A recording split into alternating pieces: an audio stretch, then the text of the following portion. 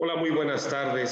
Sean todos ustedes bienvenidos a esta sesión de los 200 Libres en conjunto con el Centro Internacional de Prospectiva y Altos Estudios. El día de hoy trataremos un tema en específico titulado ¿Cómo concebir la educación?, suscitado a raíz de los actos violentos que vimos en el Instituto Oriente y en otras escuelas de esta ciudad de Puebla, así como lo que nos llega a nivel nacional e internacional, como la masacre en Uvalde, en Texas, como tenemos en los centros educativos muchísima violencia, y es la motivación de esta sesión. Nos acompaña el director del Centro Internacional de Prospectiva y Altos Estudios, compañero nuestro de 200 Libres, el doctor Luis Gonzaga Benavides y Lizaliturri. Es un educador mexicano, pensador, políglota y conferencista internacional, que ha trabajado proyectos educativos en más de 60 países. Es un generador de modelos educativos cuya aplicación innovadora ha sido reconocida por la UNESCO, la OEA, la FAO y varios gobiernos extranjeros.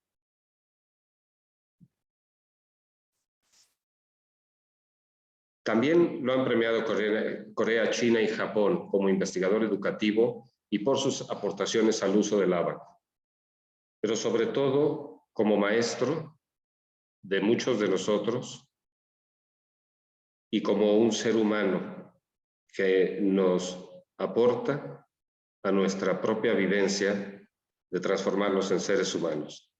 Bienvenido, doctor Benavides. Y muy buenas tardes. Me da mucho gusto poder conversar con ustedes y que podamos efectivamente hacer una conversación. Los problemas que se han suscitado en las escuelas nos hacen cuestionarnos sobre qué tipo de educación estamos ofreciendo. Esto no es nuevo.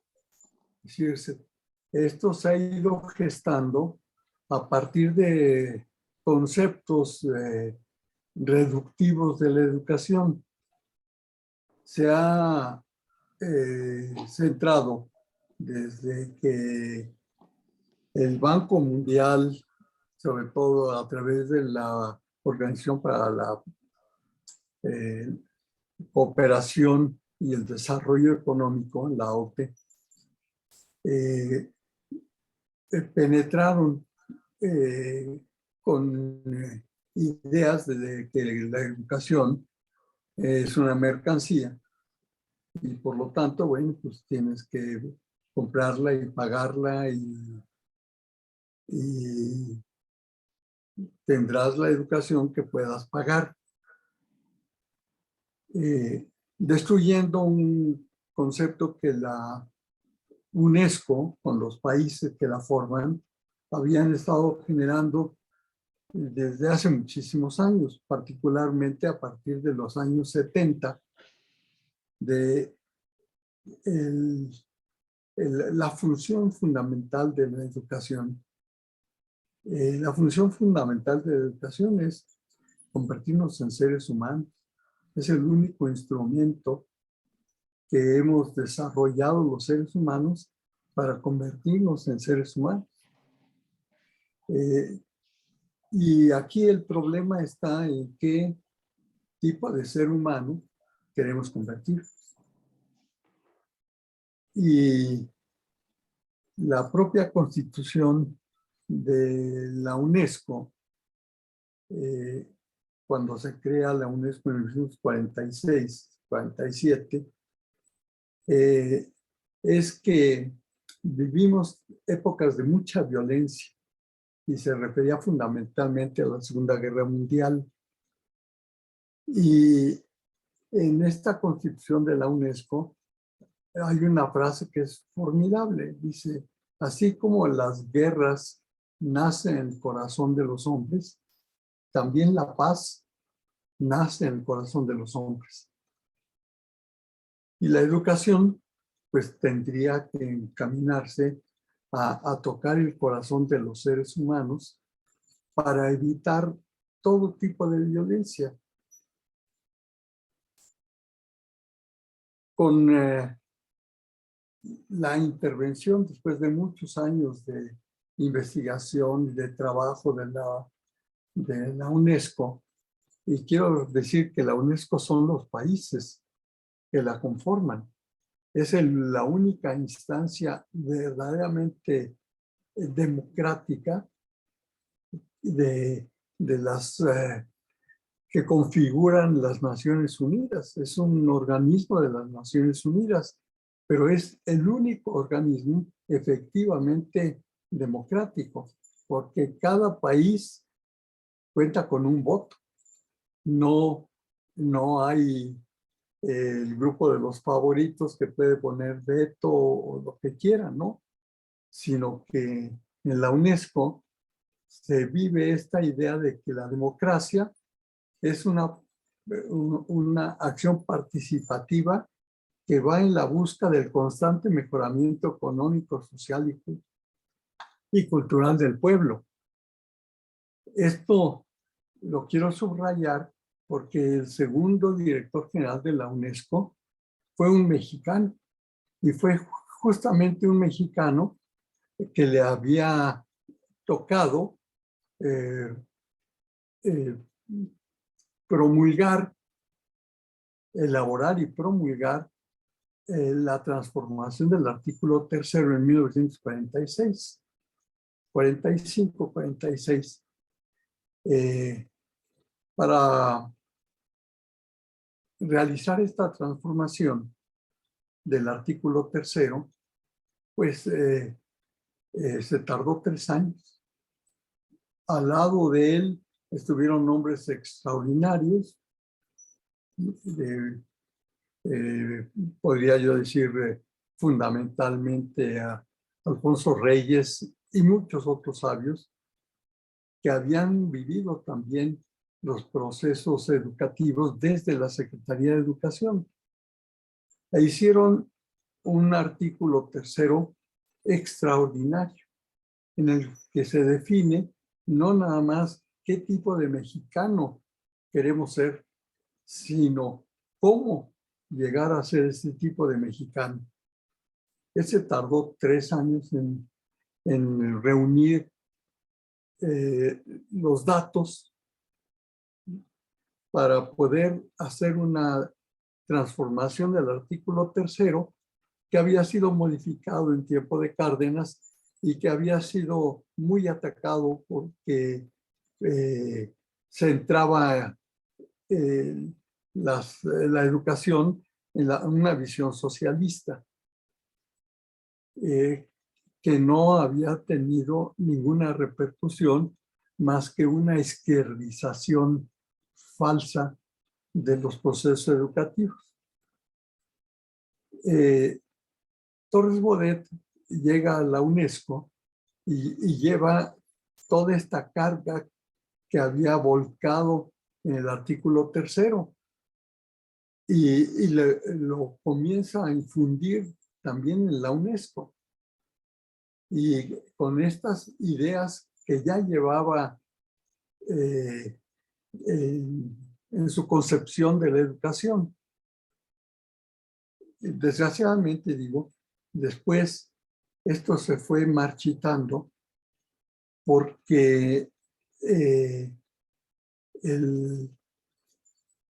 los procesos educativos y esencialmente los presupuestos que los países destinan a la educación se encaminaban a las escuelas. Y entonces ahí hay un manejo pues extraordinario de recursos que fácilmente pueden ser utilizados para modelar un tipo de ser humano.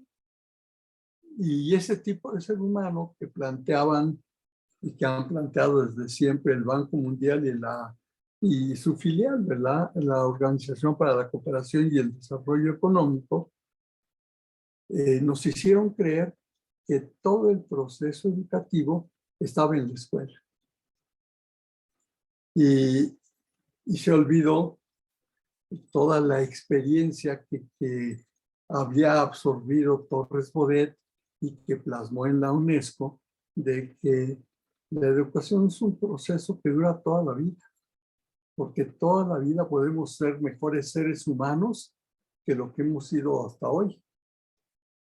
Y esto exige procesos de aprendizaje permanente, porque descubrimos individual y colectivamente qué significa ser humano y vivir como ser humano.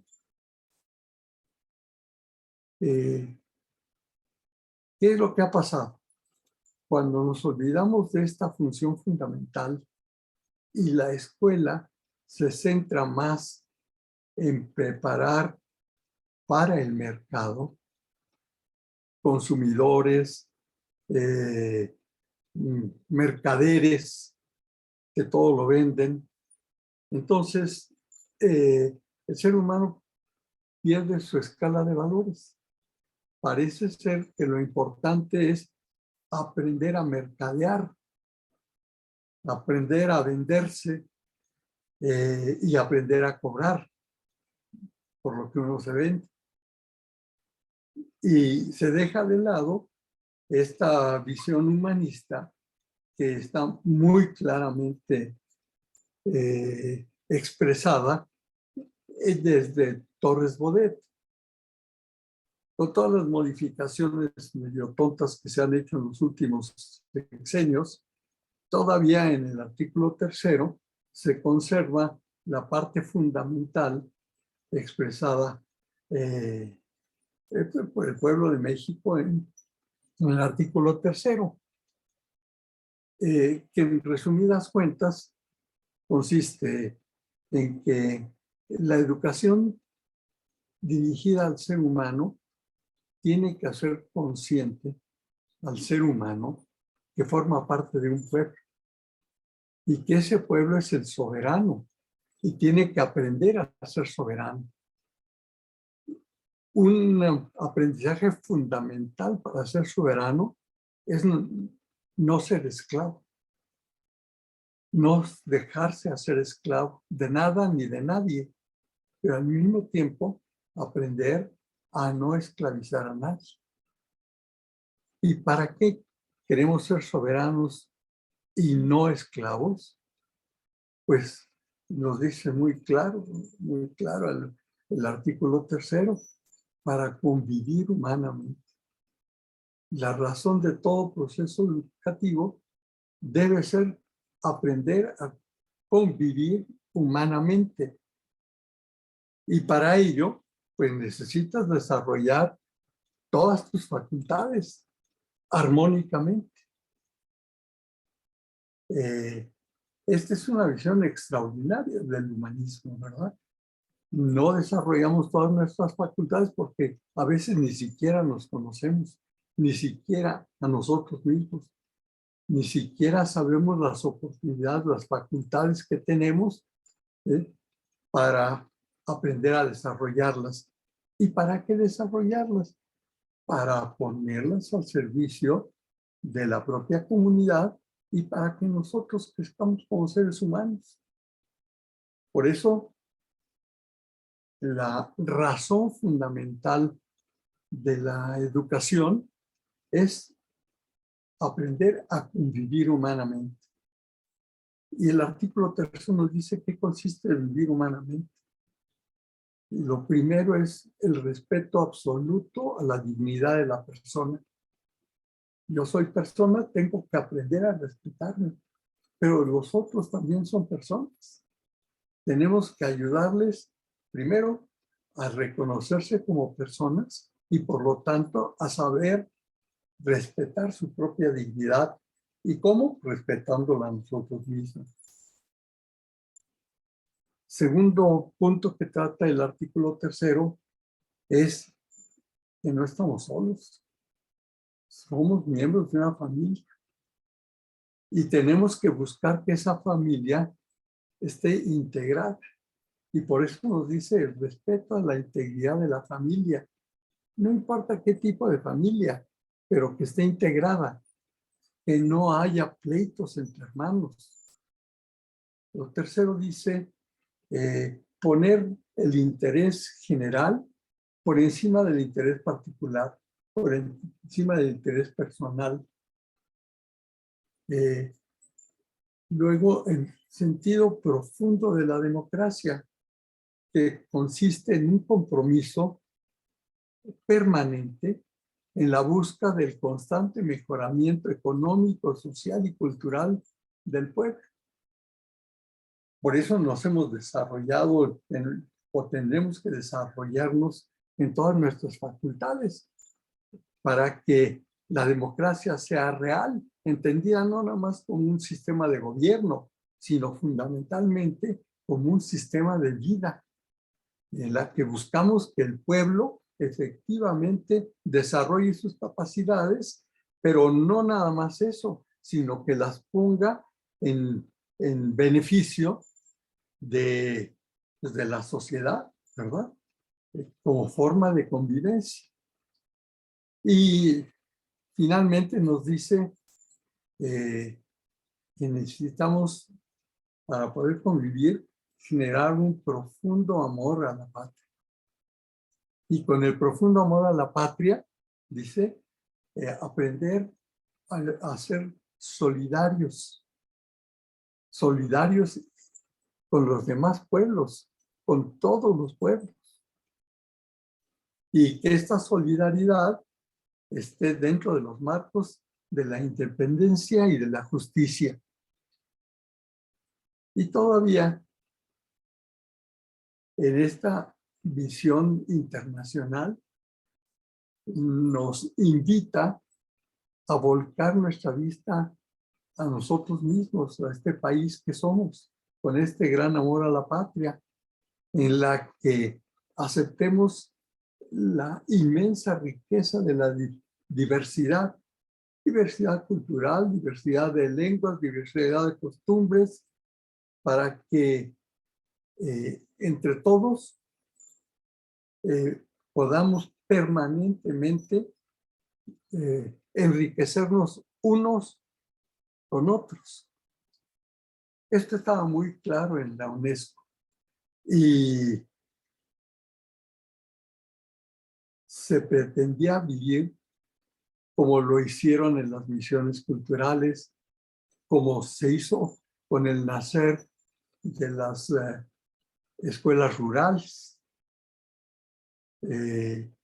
como se hizo con las normales rurales, que generaron una transformación económica, social y cultural de los pueblos. Cuando esta visión se pierde y cuando la educación se considera una mercancía, entonces surge un terrible individualismo y lo reforzamos este individualismo mediante prácticas terriblemente dominadoras. Imponemos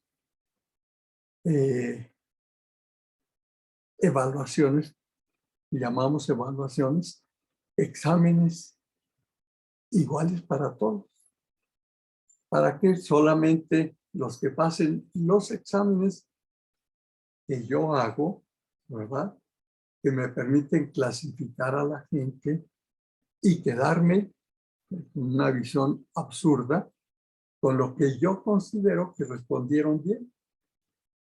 Y entonces, lo que me importa es el grupito de gente que yo puedo formar desde la escuela para manipularlo, para utilizarlo y no el ejercicio permanente de la convivencia en los diversos lugares donde yo vivo.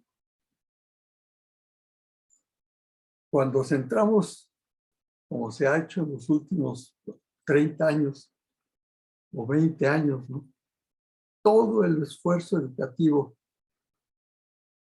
señalándose a la escuela, y ese esfuerzo educativo nos lleva a un individualismo total.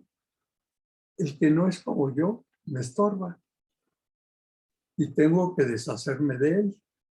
Y las consecuencias son estas, ¿verdad?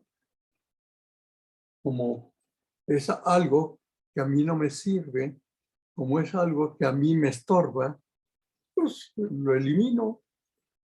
Aquí lo importante soy yo y únicamente yo. Y se pierde esta riqueza de nuestra educación mexicana, que consideraba todo momento y todo lugar como una situación propicia para aprender a ser humano. Son lamentables las situaciones que se están viviendo en Estados Unidos y que estamos viendo aquí y que se viven en muchas de nuestras escuelas, no por el bullying que le llaman ahora, no, sino por este individualismo cerrado en el que la vida también ya no cuenta.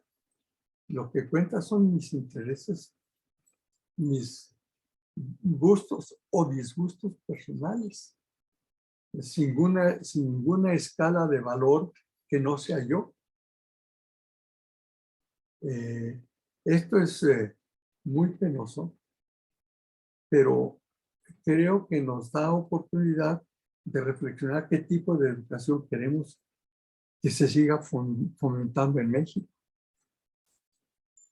Hemos tenido los últimos 20 años, 15 años, reformas educativas una tras otra. Y cada vez esas reformas acentúan más que la educación se da en la escuela. Y que para entrar a la escuela tienes que competir. Y que dentro de la escuela tienes que competir. Y nos han engañado poniéndonos planes y programas, ya no para desarrollo de habilidades, sino para competencias, que son medidas. Nosotros en español usamos las competencias para competir. Pero la idea oscura, ¿verdad? No es para competir, es para competir. Un verbo que jamás usamos, más que para decir que a mí no me compete, que a mí no me toca, ¿verdad? Y a veces para decir este individuo no tiene competencias para desarrollar ese trabajo, que casi nunca lo usamos. Ese lenguaje ambiguo que nos metieron, ¿verdad?, fue justamente para que creyéramos que la educación es competir y que la palabra tan maravillosa que tenemos en castellano como decir habilidades, como decir valores, ahora ya los vamos a llamar competencias, o como los llama el artículo 3, facultades, ¿verdad? Desarrollar todas nuestras facultades, facultad de amar, facultad de aprender, facultad de jugar, facultad de disfrutar, facultad de crear. Eso es a lo que tenemos que enfocarnos. Pues yo quisiera esto dar como punto de reflexión y pues compartir esto con ustedes.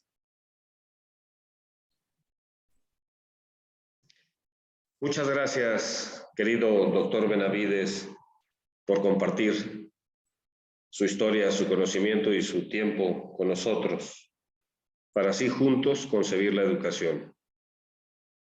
A los que estamos aquí, los saludamos con mucho gusto. Estamos reunidos, les agradecemos su presencia y sus deseos también de compartir.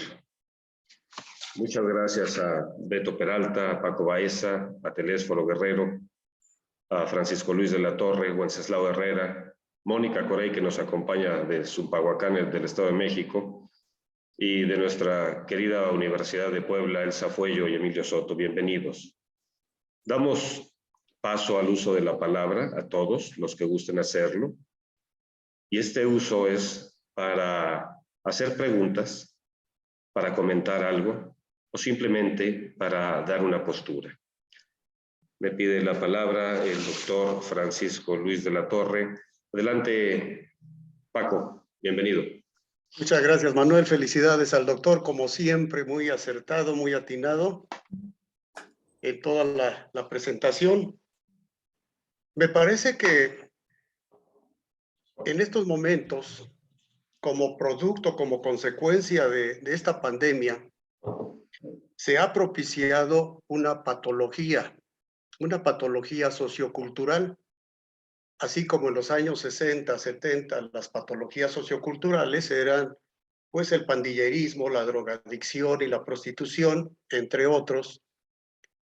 Hoy agregaríamos la intolerancia y la violencia, no solo en el medio escolar, que eso lastima, eso lacera, que de alguna manera eso es reflejo de lo que está sucediendo en las casas y de lo que está sucediendo en nuestra sociedad.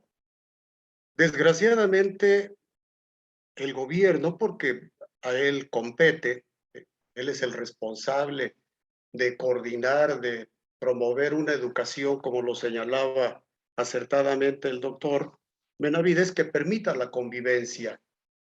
Y ya nos citaba lo que promulgó la UNESCO con respecto a los derechos humanos y lo que dice nuestro artículo 3º constitucional, la Ley General de Educación, y también el proyecto 2030, todo enfocado a la paz y convivencia social.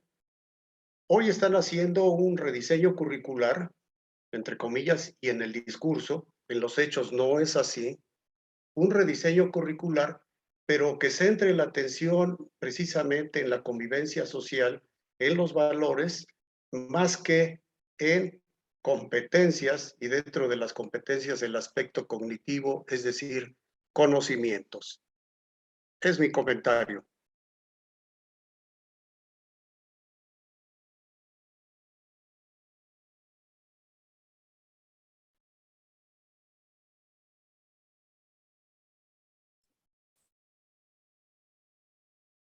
Si yo quisiera responder, realmente es penoso que los procesos educativos que surgen desde el gobierno pierdan de vista que la obligación de garantizar la educación no es del gobierno, es del Estado mexicano.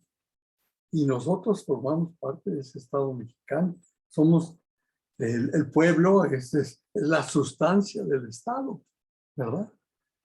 Y al centrarnos todo en aspectos curriculares y poner ahí todo el esfuerzo, ¿verdad? El problema se lo dejamos a la escuela. La escuela no puede dar pues, muchas de las cosas que nosotros le pedimos, ¿verdad? No las puede dar porque son producto justamente del Estado, de la acción del Estado.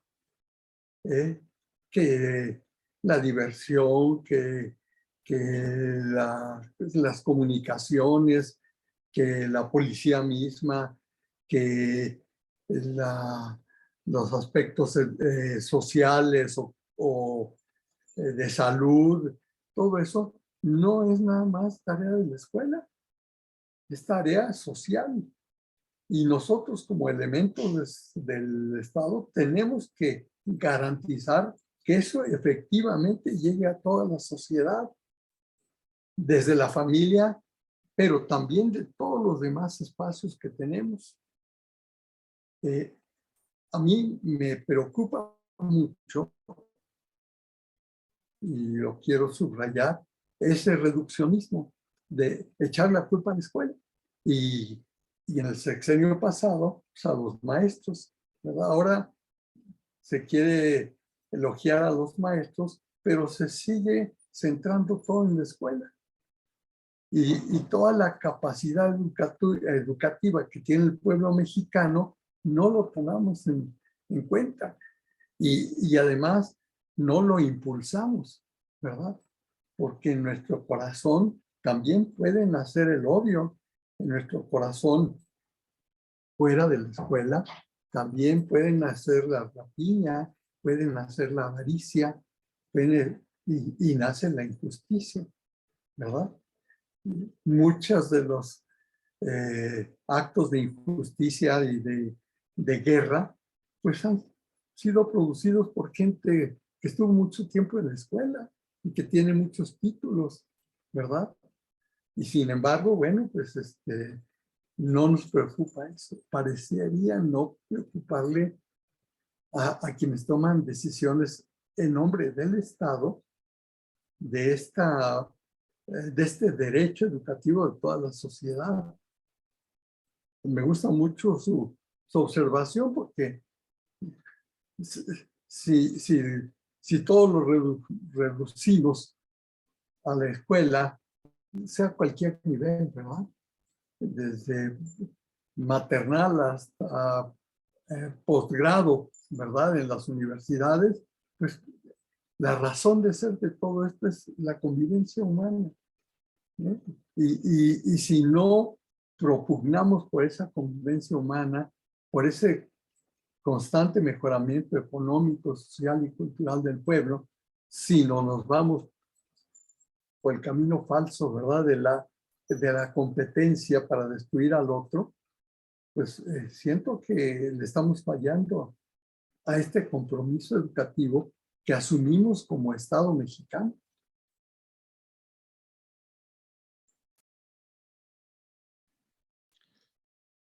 Muchas gracias, doctor Benavides. Nuestro compañero Alberto Peralta tiene un problema técnico. Vamos a intentar ponerlo a través de una llamada. Espero que puedan escucharlo bien y si no me hacen un gesto. Permítanme, por favor. Beto, adelante. Espera.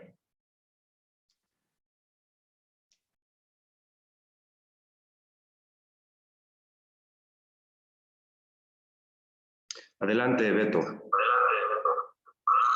buenas tardes. Espero que me escuchen.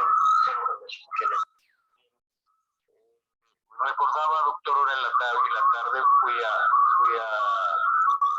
Beto, apaga el sonido de tu computadora, por favor.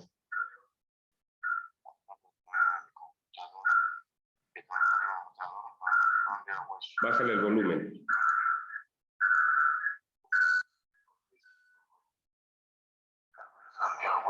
¿Ya estuvo hecho, parece? No.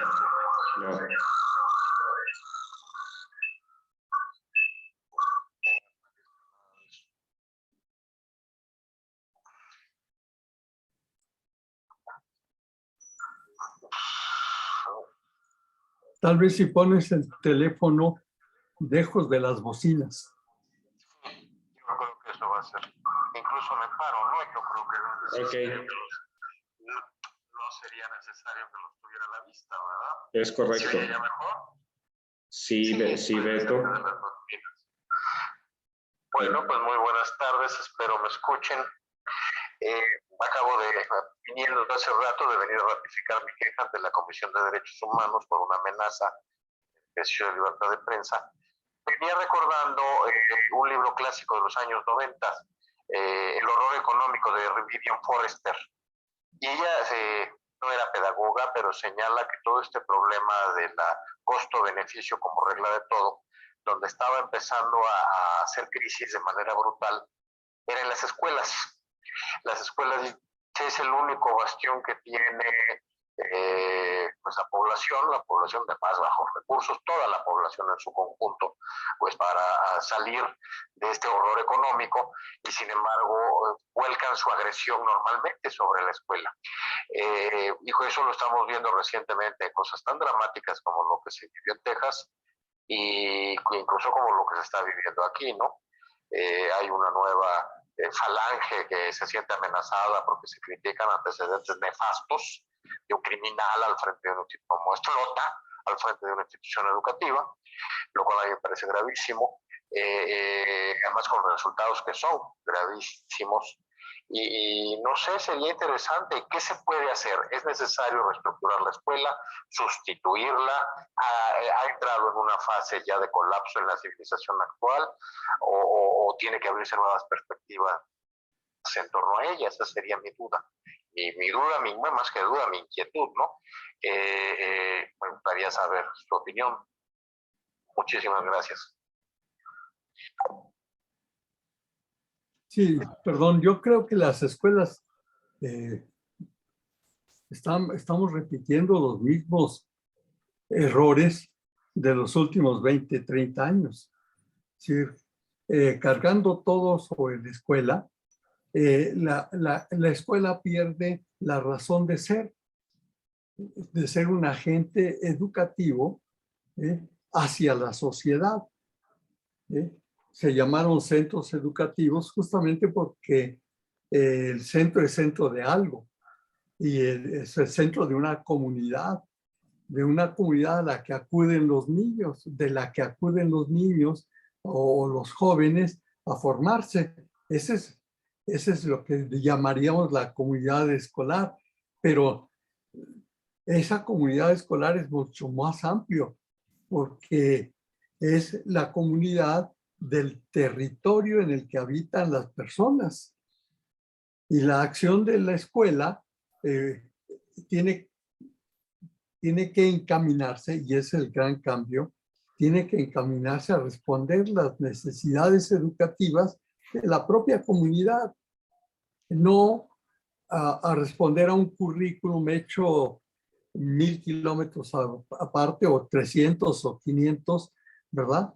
Por personas que desde el escritorio deciden qué es lo que deben aprender los niños, los jóvenes o en las escuelas. Sí, lo que tienen que aprender es justamente cómo resolver los problemas de su propia comunidad, y para eso sirven las ciencias y para eso sirven las tecnologías, que hay que aprenderlas para justamente resolver los problemas comunitarios. Acaba de lanzar el presidente un llamado al autoabasto. Bueno, pues necesitamos aprender todos, ¿verdad? A generar este abasto de alimentos, ¿sí? Porque la próxima pandemia va a ser pandemia de hambre. Ya está siendo, pero va a ser generalizada.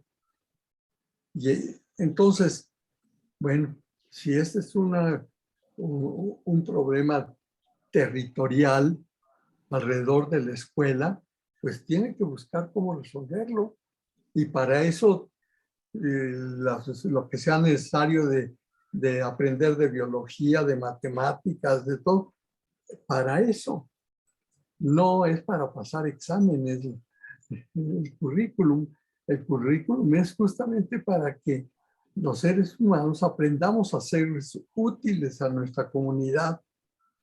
Y entonces la visión de la escuela cambia. El problema que se ha suscitado, por ejemplo, en el Oriente, es que es más importante el prestigio de la escuela, es más importante que los estudiantes se sigan distinguiendo como si fueran el non plus ultra de la sociedad, ¿verdad? Y el que no alcance esos niveles, pues lo expulsamos, ¿verdad? Lo más importante es justamente cómo aprendo yo, cómo utilizo el saber de la ciencia y la tecnología Esto está bien claro en la Constitución, ¿verdad? ¿Cómo lo aprovecho para el servicio de mi comunidad?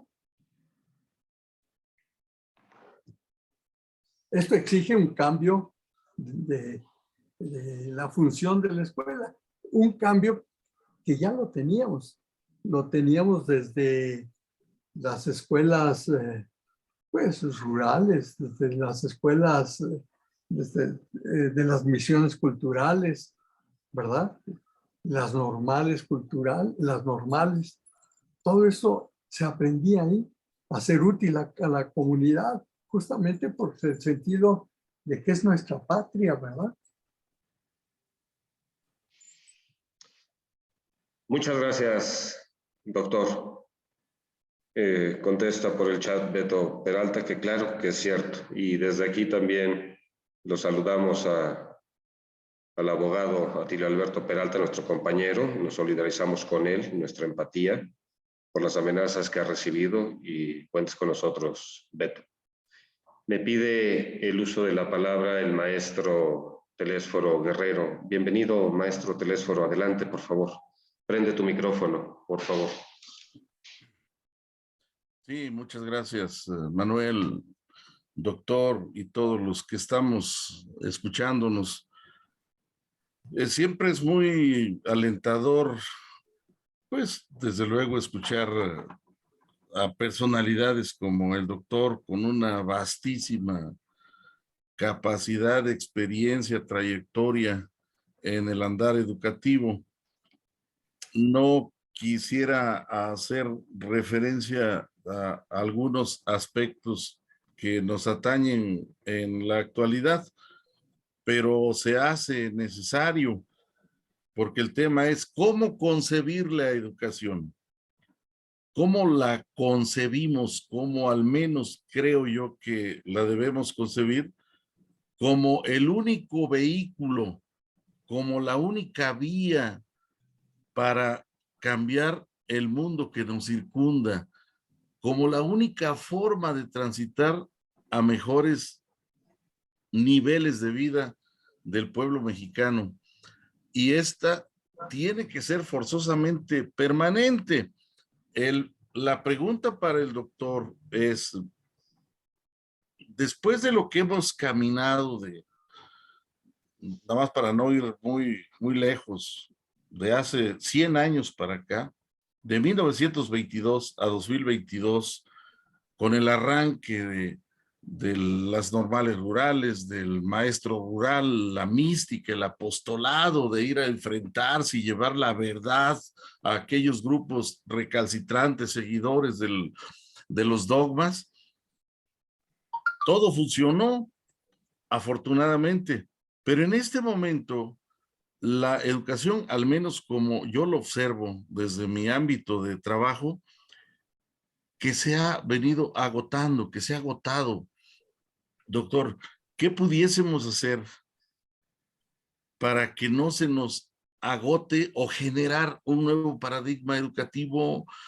¿Cómo le hacemos? Porque en estos últimos años tuvo oportunidad el Congreso, tuvo oportunidad al tener una amplísima mayoría de haber transformado a fondo el asunto educativo y pues se dedicaron a pensar en las elecciones, a ver quién era el candidato, y etcétera, de tal manera que se abandonó ese rubro que es, para mi gusto, el más importante en el seno de la sociedad. Lo veo agotado, lo veo en mis compañeros maestros, lo veo en los alumnos, lo veo en los padres de familia, un modelo que ya dio lo que tenía que dar. ¿Qué debemos hacer, doctor?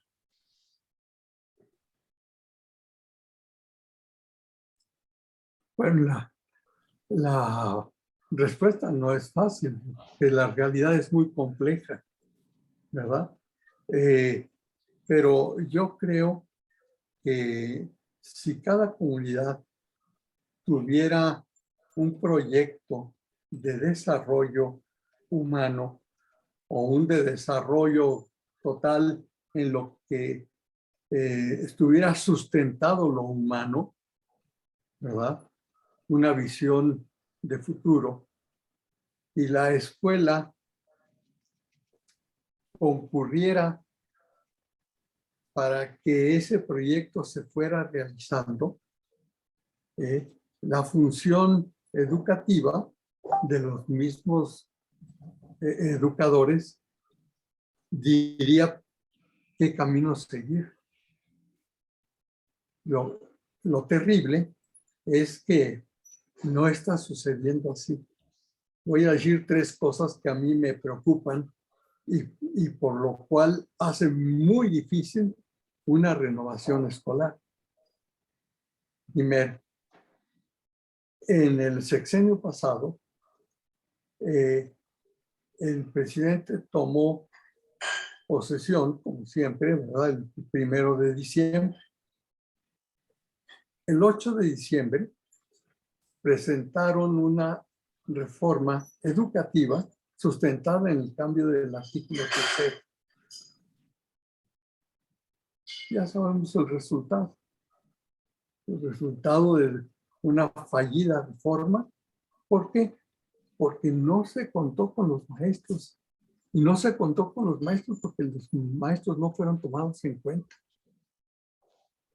Y se les echó la culpa y se les castigó por no certificarse, por no pasar las pruebas que querían igualar a todo el mundo. Eso es lo que hacen los exámenes, ¿verdad? Y claro, con el nuevo gobierno se dijo eso, se acaba. Y lo que se acabó fue decir, ya no vamos a hacer punitiva la evaluación y vamos a comenzar a decir que los maestros son muy buenos. Toma posesión el presidente López Obrador nuevamente el 1 de diciembre. Y el 12 de diciembre se plantea una reforma educativa con una reforma del artículo 3. La primera reforma seria que se hace en 1946, ¿verdad? Tomó 3 años, con mucha consulta a los maestros, con mucho estudio a la historia de la educación desde el tiempo precolombino, ¿verdad? Y les tomó 3 años en hacer la modificación del artículo 3. El sexenio pasado, 8 días. Y en este sexenio, 12 días. ¿Con qué consulta? ¿Con qué estudio? Entonces, bueno, en ambas reformas del artículo 3, que a mi gusto le echaron a perder, ¿verdad? Centran el proceso educativo en la escuela. Y en esta última reforma hasta nos dicen qué materias se tienen que estudiar, lo cual es ridículo, ¿no? ¿Verdad? Porque se olvidaron que la educación va mucho más allá de la escuela, ¿verdad? Bueno, ese es el primer problema que a mí pues, me tiene un poco azorado y un poco desconcertado de qué podríamos hacer. El segundo problema, como yo veo, es que ahora se habla de que la comunidad es la responsable de la educación, entendiendo que es responsable de la escuela, no de la educación, ¿verdad? Y que entonces le vamos a dar el dinero a la comunidad, padres de familia, para que ellos controlen qué es lo que se quiere mejorar de la escuela. Pero seguimos en lo mismo, se centra todo en la escuela.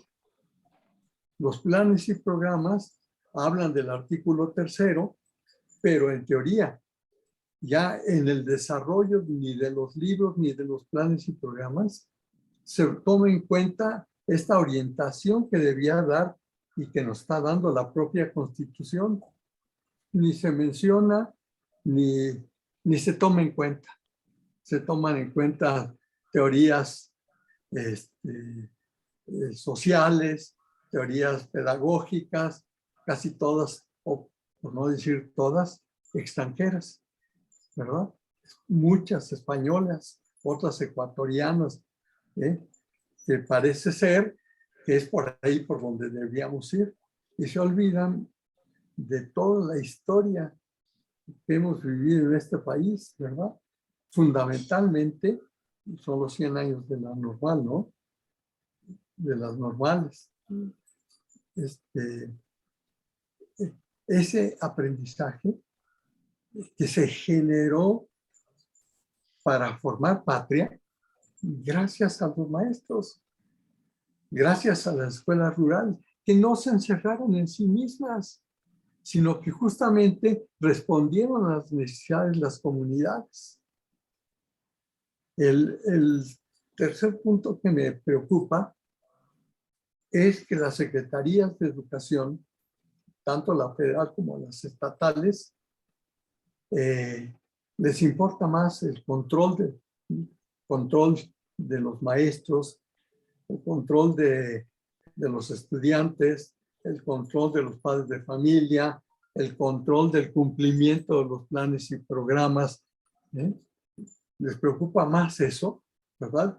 Y cada vez hacen más difícil la creatividad del maestro, ¿verdad? Que la visión que debe tener una escuela como centro que irradie este proceso educativo. Entonces, a mí estas tres cosas me preocupan mucho. Y por eso, ¿qué es lo que tendríamos que hacer? Pues voy a decir una rebelión en la cual los maestros dejemos de ser docentes y seamos cada vez más educadores, más comprometidos con la educación de la sociedad, actuando no trayendo a los padres de familia a la escuela, sino haciendo que lo que se aprende en la escuela se irradie sobre la sociedad. ¿Cómo? Resolviendo problemas de la sociedad, no resolviendo problemas de los planes y programas. Eso exige una verdadera transformación educativa que está acorde pues, con lo que nos está pidiendo la sociedad de hoy, ¿verdad? Un rompimiento civilizatorio, y la civilización va a salir pues de los educadores, ¿verdad? Como siempre ha salido así. Los grandes educadores en toda la historia de la humanidad han promovido no lo que sucede dentro de la escuela, sino la repercusión de lo que sucede ahí sobre el resto de la sociedad. Esta es la dimensión que los educadores debemos tener. Y yo digo, esto exigiría una verdadera rebeldía. Señor, no me vengas a constreñir mi libertad, ¿no? Es que tienes que poner qué tema vas a tratar, con qué subtemas, pero a cada tema y a cada subtema le tienes que poner sus objetivos y le tienes que poner su proceso didáctico y le tienes que poner no sé qué más cosas. Oye, pues eso es absurdo porque es no creer en la capacidad educadora de aquellos que hemos formado para ser educadores. Gracias, querido doctor. Te seguimos abiertos, nos quedan unos minutos para algún comentario más.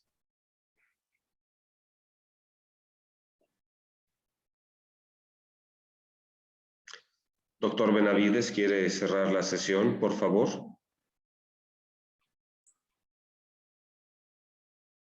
Yo diría, no perdamos nuestra capacidad de esperanza. La esperanza no es esperar que las cosas sucedan, sino comenzar a hacer aquellas en las que creemos.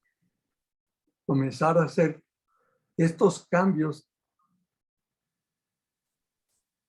que parecen como el futuro, la jalemos para hoy, comencemos a hacerlo hoy. Esa es la verdadera esperanza. Y tenemos fuerza para hacerlo. tenemos capacidad para hacerlo. Si los maestros les abríamos la posibilidad de su creatividad, otra cosa sucedería.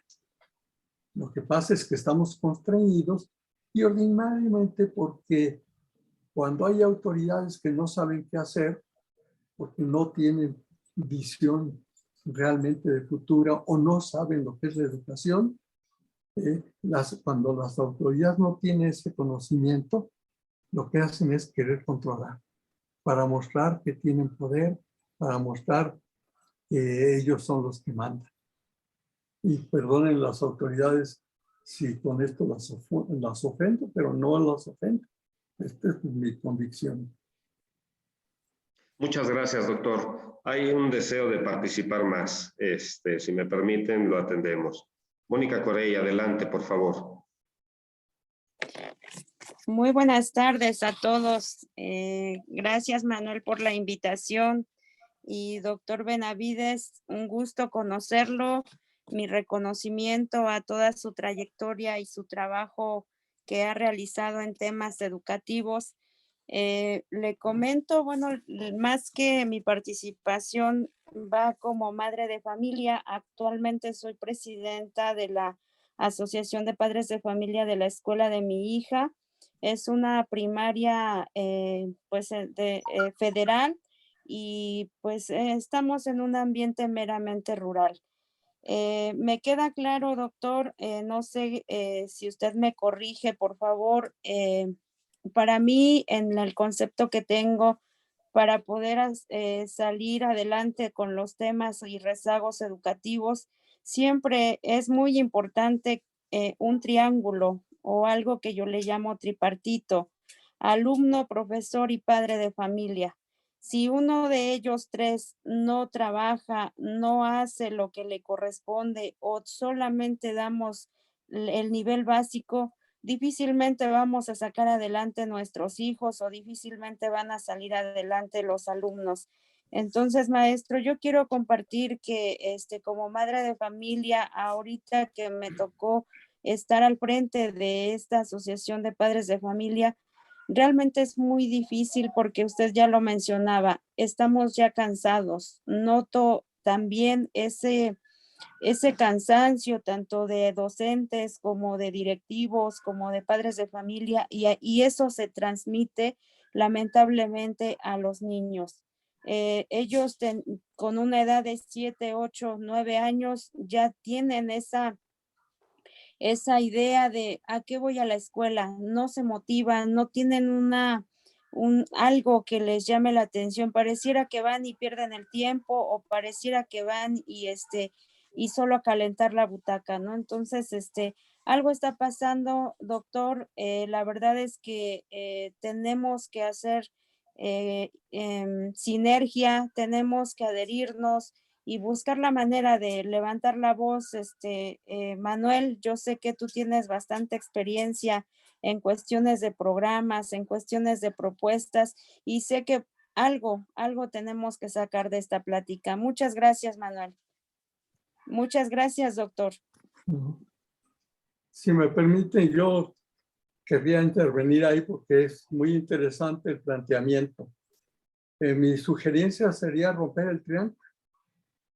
Es decir, el triángulo no debe ser triángulo, tiene que ser una esfera, porque lo que hace el maestro, lo que hace un verdadero maestro, es incitar el aprendizaje, pero ¿para qué? Para que transforme la vida de los niños y la vida de sus papás y la vida de la sociedad. Nuestros verdaderos maestros no son solo el educador de la escuela. Nuestros verdaderos maestros son los padres de familia, los amigos de los padres de familia, los policías, los médicos, la gente que compra en el mercado y la que vende, y todos esos son nuestros maestros, ¿verdad? Y de ellos los niños aprenden. ¿Sí? Y lo que necesitan es reflexionarlo, ¿verdad? Y tienen una capacidad extraordinaria para descubrir lo que vale y lo que no vale. Entonces, usted como dirigente de padres de familia rompe el triángulo, porque entonces el triángulo se cierra, el ambiente educativo. El docente va a ser un verdadero maestro, ¿verdad? Cuando su acción repercuta en el resto de la sociedad. Y eso desde los niños y también desde los papás y desde los amigos de los papás, ¿verdad? Y del resto de la sociedad. Esa sería la función fuerte para que el maestro no se sienta vigilado y exigido. Oiga, es que usted no le ha enseñado a mi hijo tal cosa y no, eso es lo de menos, porque cuando uno necesita aprender algo, lo aprende, ¿verdad? Y más, lo aprende mejor si hay alguien que se lo quiere enseñar. Y ahí está el resto de la sociedad, ¿verdad? Esta disponibilidad para ser solidarios de aquello que nosotros sabemos y ser aprendices de aquello que no sabemos. Rompe el triángulo.